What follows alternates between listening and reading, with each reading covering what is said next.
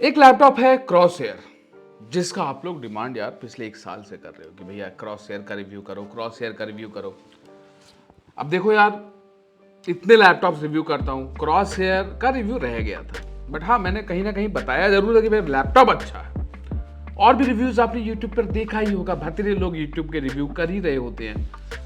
But मैं review करने के पहले खुद भी दूसरों के रिव्यूज देखता हूँ और खुद भी कोशिश करता हूँ समझने का कि यार ये लैपटॉप में ऐसा क्या है कि इसको रिव्यू किया जाए या लोगों को सजेस्ट किया जाए। एंड समहाउ आई फेल्ट कि हाँ ये लैपटॉप अच्छा है। जब मैंने वेक्टर का रिव्यू किया, then I came to know कि भाई स्वॉर्ड का रिव्यू कर ही रखा हूँ, कटाना का कर ही रखा हूँ। तो ये क्रॉसहेयर मिड गेमिंग सेगमेंट क्यों कहलाता है?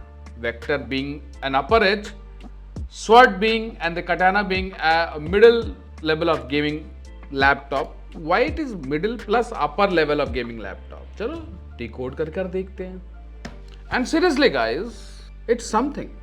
क्रॉसहेयर MSI का मिडिल अपर लेयर है। रीजन, क्योंकि जो इसमें कूलर बूस्टर 5 टेक्नोलॉजी यूज किया गया है थर्मल के लिए, अच्छा काम करता। नहीं तो अल्ट्रा 7255HX के गर्मी को कंट्रोल में रखना ही एक बड़ी बात है। अच्छे अच्छे लैपटॉप हिल जाते हैं, इवन रोगस्टिक जैसे लैपटॉप हिल जाते हैं इस प्रोसेसर के टीडीपी को ही कंट्रोल में करने के लिए और उसके थर्मल्स को कंट्रोल करने के लिए। भैया 160 वाट टीडीपी तक पुश कर पाता है ये प्रोसेसर। तो अच्छे अच्छे ब्रांड्स की लग जाती है, अच्छे अच्छे मदरबोर्ड्स की लग जाती है, अच्छे अच्छे लैपटॉप्स की लग जाती है। बट यहां पर हम इसका dedicated review end to end, भाई क्या फीचर्स है, कैसा कीबोर्ड है, कैसा कैमरा है, कैसा ओवरऑल परफॉर्मेंस है, उसके लिए वेट करो। आज शाम को वीडियो आ जाएगा, नहीं तो कल आएगा। So just wait and watch. Subscribe कर लीजिएगा कि आप वो मिस ना करो, ठीक है।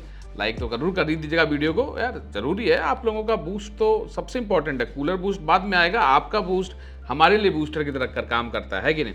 तो चलो इसमें थोड़ा गेमिंग चेकआउट मार लेते हैं कि यार ये लैपटॉप का गेमिंग फील किस लेवल का है। ठीक है, तो पहला ही गेम हम स्टार्ट करते हैं काउंटर स्ट्राइक CS2 के साथ। ठीक है, अब यहां पर भैया हमने very high settings and very high settings, FSR balanced and FSR of पर चेक कर रहे हैं।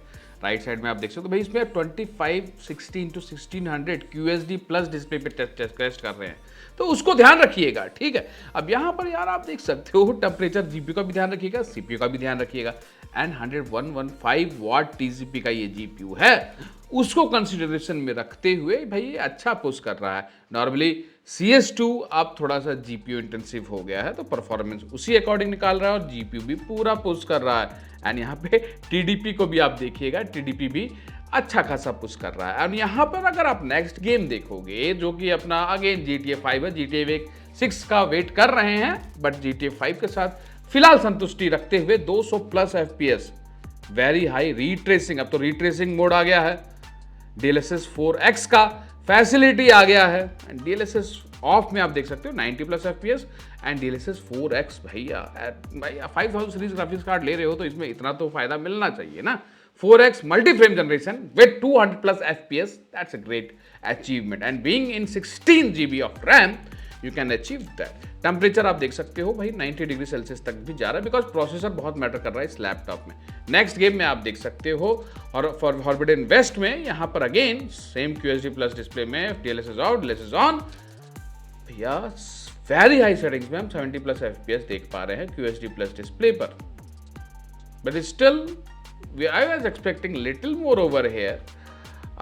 Might be retracing अपडेटेड नहीं है here, it's retracing mode only, जहाँ पर हम 60-70 FPS वेरी हाई सेटिंग्स में अचीव कर पा रहे हैं। QHD plus is getting this particular FPS in ray tracing mode. आप देख सकते हो, अगर क्वालिटी देखोगे ना पानी का, you will able to know कि भाई रीट्रेसिंग यहाँ पर ऑन है।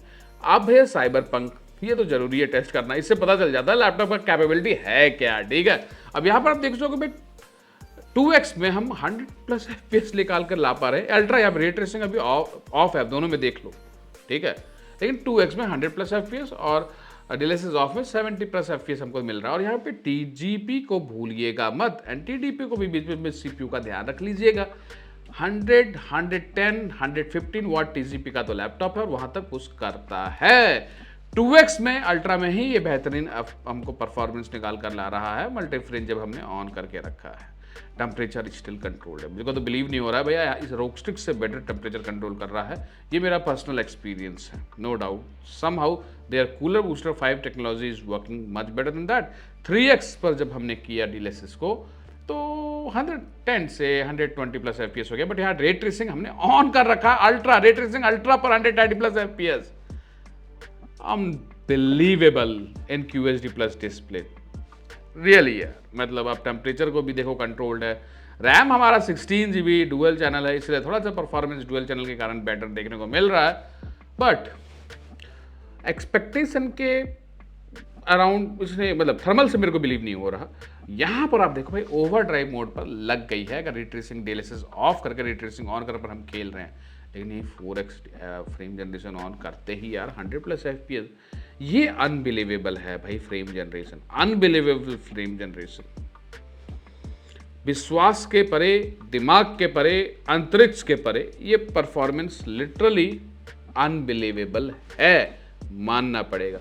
इसलिए यहाँ पर हमने इतना लॉन्ग आवर गेमिंग किया है। 10 मिनट्स का गेमिंग हम किसी वीडियो में डालते ही नहीं है, लेकिन हम आज इसीलिए कर रहे हैं कि आपको इस लैपटॉप का एंड टू एंड परफॉर्मेंस देखने को मिल जाए। GPU नहीं पता, इट्स RTX 5070, ठीक है। अभी मैं जस्ट आप लोगों को क्लियर आउट कर दिया। यहाँ पर आप नेक्स्ट गेम देखोगे फार क्राई में, DLSS 2x पर फार क्राई बोल रहा हूँ भैया, इसको कहते हैं गेम में गायब हो जाना, बिलीव के बाहर चले जाना। It's still that same game cyberpunk, जहाँ पर हम रे ट्रेसिंग ऑफ करके हम 110 प्लस FPS देख पा रहे हैं DLSS 2x में, एंड DLSS 2x में रे ट्रेसिंग ऑन करके 85 के अराउंड FPS देखने को मिल रहा है, अप्रॉक्सीमेटली सेम। तो फ्रेम जनरेशन आपको RT ऑन और RT ऑफ का वो देखता नहीं है पिक्चर, परफॉर्मेंस आपको दोनों में निकाल कर लाता है। अब यहाँ पर फार क्राई आता है नेक्स्ट गेम, मुझे याद था कौन सा है। तो यहाँ पर आप देख सकते हो FSR ऑफ, FSR बैलेंस्ड में, QHD प्लस डिस्प्ले में 130 प्लस FPS, एक नंबर। बट यहाँ पर एक चीज अगर आप देखोगे भाई FSR ऑफ है तो रॉ परफॉर्मेंस में ये ज्यादा TDP खींच रहा है, TGP खींच रहा है, ठीक है, GPU का। लेकिन जैसे ही हम इसको FSR ऑन कर रहे हैं तो TGP कम लग रहा है। ये मुझे समझ में नहीं आया कि FSR कम TGP में आपको बेटर FPS निकाल कर लाता है, लेकिन अगर हम रॉ परफॉर्मेंस देखें तो हैव यू सीन, अगर बैक करके देख लेना अगर नहीं देखे तो। यहाँ पर हम फोर्जा होराइजन चेक कर रहे हैं, एंड यहाँ पर आप देख सकते हो एक्सट्रीम सेटिंग पर हम चेक कर रहे हैं, and DLSS of and DLSS on 2K display पर अप्रॉक्सीमेटली 120 प्लस FPS। यहाँ पे भी FSR ऑफ पर ज़्यादा TGP खींच रहा है। मतलब अगर रॉ परफॉर्मेंस में बेटर FPS चाहिए तो GPU ज़्यादा पावर खींचता है, लेकिन मल्टी फ्रेम या DLSS में कम पावर खींचते ही आपको बेटर परफॉर्मेंस निकाल कर लाने का कोशिश कर रहा है। आप यहाँ पर भी देख लो, आप लेफ्ट साइड में इवेंचुअली आपको ज़्यादा पावर खींच रहा है, एंड राइट साइड में कम पावर खींच के बेटर FPS निकाल कर ला पा रहा है। हम अल्ट्रा सेटिंग QHD प्लस में ये टेस्ट कर रहे हैं। So there is a difference. Multi frame generation utilizes less power, this is our future guys. Power कम यूज करो, परफॉर्मेंस ज़्यादा दो। So this is where AI comes in and plays a role. आपको इस game में इस FPS का performance मिल जाए 16 GB में, और क्या चाहिए। अब ब्लैक मिथ वुकोंग में अभी रिट्रेसिंग ऑफ है, DLSS ऑफ, DLSS ऑन, आप देख सकते हो क्या डिफरेंस है FPS में। एंड यार ये भी बहुत GPU इंटेंसिव गेम है, ठीक है। लेफ्ट साइड में अगेन रॉ परफॉर्मेंस में आपको TGP GPU का ज़्यादा पुश हो रहा है, राइट साइड में कम पुश हो रहा है, लेकिन FPS थोड़ा सा ज़्यादा है, अप्रॉक्सीमेटली 10 का डिफरेंस देखने को मिल रहा है। I was expecting more FPS over here, but क्योंकि अब धीरे धीरे अपग्रेड्स आ रहे हैं डिफरेंट गेम्स में 5000 सीरीज ग्राफिक्स कार्ड के लिए, and latest new even AMD graphics card के लिए, तो थोड़ा सा आपको डिफरेंसेस अब देखने को मिलेगा। एंड पूरी गेमिंग में आप बैटरी का पावर देखो भैया 100% पे ही मेंटेन्ड है। अरे भाई 10 घंटे गेम खेले हैं भाई लोग, पता नहीं कितना खेले हैं। अब यहाँ पर रिट्रेसिंग वेरी हाई पर आप DLSS ऑन पर देख सकते हो 50 plus FPS, very high retracing पर खेल रहे हैं, कोई मजाक नहीं है। ब्लैक मिथ वुकोंग में लेफ्ट साइड में 40 plus FPS and right side में 45 प्लस FPS। अब यहाँ पर भी अगर हम DLSS के मल्टी फ्रेम जनरेशन को ऑन करते हैं तो वो खींच मारता है FPS, लेकिन भाई रिट्रेसिंग ना अच्छे अच्छे सिस्टम की लगा देता है। इवन अगर 50-70 क्या 50-80 में भी खेलोगे तो ये FPS आपको बढ़कर ज़्यादा से ज़्यादा 70-80 देखने को मिलेगा, बहुत ज़्यादा अगर देखा जाए तो this is all depends on the game which you play and the settings which you apply. Next game आप देखो यहाँ तो भैया सिस्टम की मेरे को ये बिलीव नहीं हो रहा, ये कुछ तो ग्लिच है कि DLSS 2x में 20 रिट्रेसिंग हाई पे 25 FPS आ रहा है, 32 FPS आ रहा है। एलन वेक में कुछ ना कुछ प्रॉब्लम होते रहता है, ठीक है। कभी कभार कुछ अपडेट आता है किसी पर्टिकुलर एनवीडिया सॉफ्टवेयर, और एनवीडिया सॉफ्टवेयर का आप लोग जानते होंगे कि अभी कुछ अपडेट आया जिसके कारण FPS ड्रॉप हो रहा है, गेम क्रैश हो रहा है। बट यहाँ पर कुछ तो ग्लिच है भाई। ये FPS हमको DLSS 4x में 60 क्या हम 100 FPS आराम से निकाल पाते, बट स्टिल क्योंकि there is an update issue going already related to NVIDIA which they will release soon. I was expecting more FPS over here. So this आप कंसीडर करो, इस तरह की प्रॉब्लम हम भी फेस करते हैं अगर कोई NVIDIA का अपडेट गलत आ जाए या नहीं सही हो तो। सो बट कोई क्रैश नहीं हुआ, परफॉर्मेंस अच्छा हमें निकला, टेम्परेचर कंट्रोल्ड है। आप देख सकते हो कि हमने यहाँ पे रेजोल्यूशन को भी थोड़ा कम कर देखा कि भाई FPS कहाँ तक जा रहा है। एलन वेक में वैसे भी टफ रहता है ये मामला। डिस्टर्ब भाई देखो नेक्स्ट गेम वैलोरेंट, यहाँ पर ये आराम से हाई सेटिंग में 300 प्लस FPS निकाल कर ला रहा है, क्या चाहिए और 2K plus display QHD plus display में टेस्ट कर रहे हैं।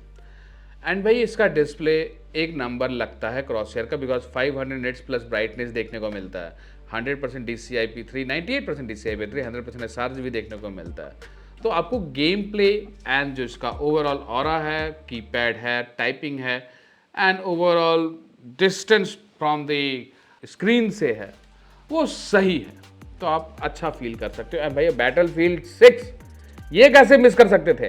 यहाँ पे भी अब हम लोग को DLSS मल्टी फ्रेम जनरेशन देखने को मिलता है। 4x में भैया आप 95-100 प्लस FPS निकाल सकते हो। भाई बहुत GPU इंटेंसिव गेम है ये, मजाक में बिल्कुल मत लीजिएगा इसको, ठीक है। एक नंबर गेमिंग इसमें आपको देखने को मिलता है। राइट साइड में आप देख सकते हो जब हमने इसमें DLSS 4x रखा है तो 100 plus FPS 100 plus wattage use हो रहा है। एंड लेफ्ट साइड में DLSS ऑफ पे भी अगर देखो हमने यहाँ पे DLSS ऑफ कर दिया, DLSS 2x में कर दिया, तो अब आप देख सकते हो FPS में डिफरेंस इट्स समथिंग प्लस, मतलब 2x में एग्जैक्टली 2 मल्टीप्लाई हो रहा है FPS। So that is the power of भाई आज के डेट में ना गेम के लेवल इस लेवल तक जा रहे हैं कि आपको मल्टी फ्रेम जनरेशन का ज़रूरत पड़ने वाला है अगर आपको एक better FPS and e sports level पर कॉम्पीट करना है गेमिंग में। टेम्परेचर कंट्रोल्ड है, अनबिलीवेबल है, मुझे मेरे विश्वास के बाहर है कि कैसे कर पा रहा है।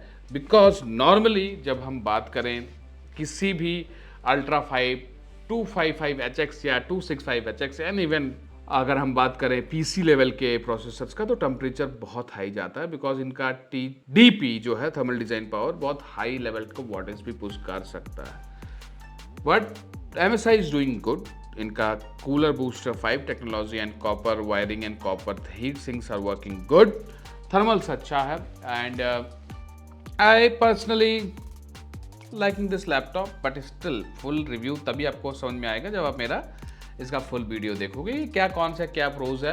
इसके साथ आप जा सकते हो कि कोई और ऑप्शन आपके साथ अवेलेबल रहेगा। सब्सक्राइब कर लीजिएगा, डाउट रहेगा तो भाई कमेंट सेक्शन ओपन ही है और व्हाट्सएप पे आप मेरे को कमेंट कर ही सकते हो।